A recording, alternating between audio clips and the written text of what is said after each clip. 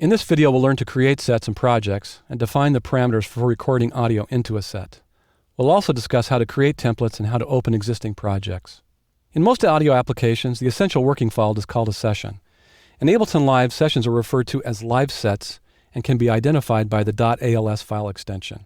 Because audio applications work with a complex set of resources, audio files, virtual instruments, video presets, clips, and samples to name a few, file management is critical. When you create a live set, Live will automatically save it in a project folder of the same name. And as you continue to work with the set, Live will add subfolders to the project to organize audio files, video files, and other assets. The only exception is when saving a live set for the first time, you set the save location inside an existing Live project. In that case, Live will add the new set into the project and populate the existing folders with any assets that you use in that set. So when you open Live, a new default set opens. The default set has one audio and one MIDI track. A new live set can be created by going File, New Live Set. Now, unlike most audio applications, you can work in Live without saving a new set. So I would recommend that as you begin working on a new song or project, that you define the important session parameters and save the set. So let's take a look at the audio parameters. I'm going to go into Preferences, which is under the Live menu, or that would be under the Options menu on a PC. And I'll go to the Audio tab, and down to sample rate, and I'll set the sample rate. Our options there are 44.1K, 48K, and 96K. And I'll go ahead and choose 44.1. And then I'll go to the Record Warp Launch tab, and I'll set the file type, either WAV or AIF. They're both uncompressed and very similar, so I'm going to go ahead and choose WAV. And the bit depth, where our options are 16, 24, and 32, and I'm going to choose 24. You can close the Preferences window using your Escape key. So now I'm ready to save the set.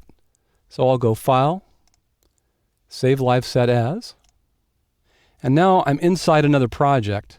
So I'm going to click the desktop, and I'm going to go ahead and give this a name.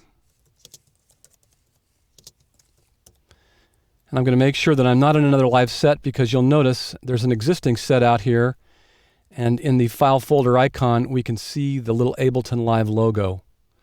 So this new live set is going straight to the desktop.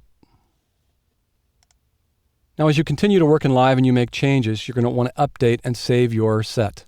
And I can go back and go File, Save Live Set As again, and give that a different name. So if I want to track the changes, I might add something like a V2 for version 2 on there. If I just go Command S to save, or that would be Control S on a PC, it's going to save my changes to the existing set. In this case, I gave it an extension of that V2, and now I can track my progress as I continue working. Now you can also open existing sets straight from the File menu, and I can do that by going Open Live Set and navigating to the location and choosing that set. I'm going to cancel out of there. Or I can also open sets via the Open Recent Set. I'll come down here and I'll choose something I've been working on, and I'll reopen that. So as you become more familiar with Live and you develop workflows, to save time and work more effectively, you may want to create a custom default set. So first I'm going to close this one. So I'm back to the default set.